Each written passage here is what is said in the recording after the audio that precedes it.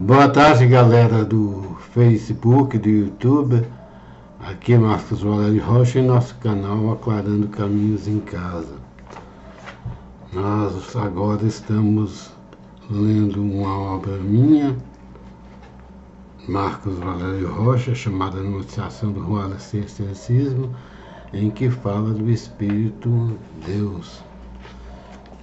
Nós baseamos a obra em dois autores, Hegel e Teilhard de Chardin, e lemos alguns trechos dos dois.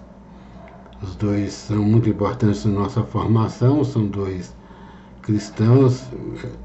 Hegel era cristão declarado em várias de suas passagens, e Teilhard de Chardin de origem judia, que teria sido convertido ao catolicismo e, portanto, ao cristianismo. Mas, no entanto, há contestações sobre esse fato. Nós vamos ler passagens desse livro, e esse livro aqui eu escrevi baseado em duas obras desses dois autores, o Fenômeno Humano de Teilhard de Chardin e a Fenomenologia do Espírito de Hegel, numa ordem ao contrário. O livro aqui segue primeiro a ordem cronológica, primeiro Hegel, que é mais velho, depois Teilhard de Chardin. Vamos ler a passagem. Tendo como eixo fundamental o amor, princípio basilar a justificar o todo da evolução, Chardin traça um itinerário em que pressupostos filosóficos se entremeiam com verificações científicas. De modo provável, todo ser existente. De todo provável que a experiência e a existência capita, para que se configure em dado científico irrevogável, é preciso que se tenha uma perspectiva universalizadora, pois a pulverização do experimentar causa um estado de caoticidade tal que nada se justifica diante de nada. E não haveria possibilidade de se estabelecer metas, sendo tudo revocado para o vazio do niilismo. Metas, inclusive leis científicas também, sem essa perspectiva universalizadora, não teriam condições de existir. O ômega seria esse ponto universalizador que verificaria no comer a pedra que a mesma não satisfaz as necessidades físicas propulsoras do alto. Ao se beber a pedra, não se mataria a sede. Ao chamá-la para dançar, uma paródia nossa, não se acharia companhia humana adequada. O amor, ou a tendência natural de atração para a constituição da existência, é colocado como o centro do ômega. Isso se justifica, pois o livro foi escrito no final da Segunda Grande Guerra, o livro O Fenômeno Humano de Teilhard de Chardin, quando os horrores vividos justificavam a busca de maior confraternização entre os homens. Atualmente estamos passando por um longo período de paz, sendo que o amor, usando um termo bíblico, parece que esfriou. Esse livro, só para fazer uma adenda, ele foi escrito em 2001, então teria alguma paz. Agora nós estamos vivendo um tempo de guerra, né? E nós colocamos como um dos fatores que levou a esse atual período nosso, um período belicoso, né? Essa caoticidade que nós aqui estamos denunciando, né? E nós fazemos uma análise conceitual a partir de termos científicos nas obras, e nessa parte aqui nós centramos principalmente num princípio muito importante da física, a física térmica, né? que estuda o calor, a transmissão de calor, né? E é o princípio da entropia.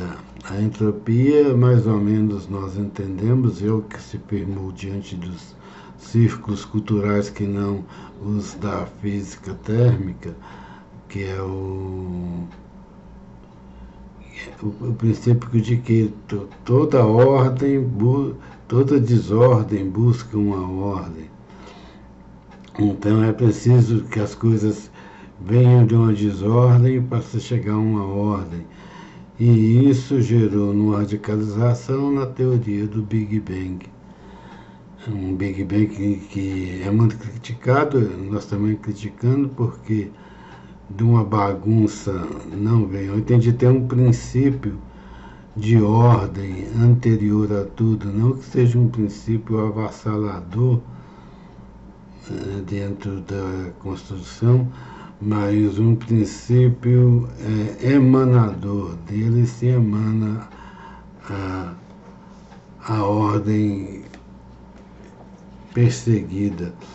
Dentro dessa aqui nós temos a passagem de Hegel, né, na Fenomenologia do Espírito, que ele fala: por conseguinte, o Espírito é a essência absoluta real que a si mesmo se sustém. São abstrações suas todas as figuras da consciência até aqui consideradas. Elas consistem em que o espírito se analisa, distingue seus momentos e se demora nos momentos singulares. Esse ato de isolar tais momentos tem um espírito por pressuposto.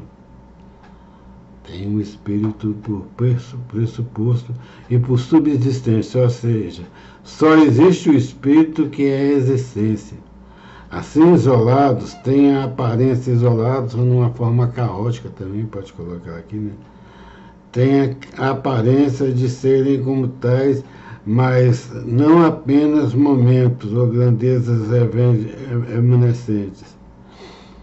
São também um retorno a seu fundamento e essência, que é justamente esse movimento de dissolução desses momentos. Hegel já em pleno século XIX, antes de se falar em entropia e termodinâmica, né,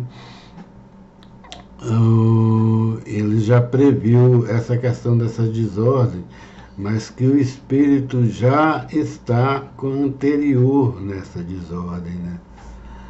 E isso é que nós viemos ressaltar aqui. E o próprio átomo, para a constituição de uma molécula de qualquer composto indivíduo da natureza, necessita do átomo, o átomo necessita de uma certa atração, que nós também colocamos o amor. E como Deus é amor, segundo a tradição cristã, e o ponto ômega é o amor, esse amor universal, um ponto bonito que Teilhard de Chardin eleva, apesar de se passar por períodos turbulentos, nós iremos chegar a esse sujeito. E aqui, encerrando essa parte, nós fizemos também um paralelo com a entalpia de forma conceitual, não de forma física, dentro das matemáticas, daquela prova toda exigida pela ciência física. Mas de forma conceitual, existe também a entalpia, que analisa a energia já feita e conservada em um dado ambiente, em um dado recipiente, em um dado experimento. Ela é diferente da entropia, que parte da desordem, ela parte da ordem para trazer seus pressupostos. E nós falamos que a pessoa, hoje em dia, devia se preocupar mais com a entalpia, que a entropia em si, se afundando demais na entropia, esquecer a entalpia. E Deus, a ordem, está nessa entalpia. A entalpia é fundamental nas reações químicas. Na química, todos os elementos na disposição de seus átomos procuram harmonia, a estabilidade, na quantidade de elétrons da camada de valência dos átomos. Aquele lá que são 2 elétrons ou 8 na camada de valência para a construção de um átomo estável. E a natureza procura isso. Ele gira em torno de 2 ou 8. Quando não se chega a essa harmonia, eles a buscam. Aí gera a energia, quando há os íons e os cátions, né? E é uma busca de harmonia e de estabilidade, desde o microcosmo do átomo já se encontra. Vale para todo o universo essa procura de estabilidade e harmonia.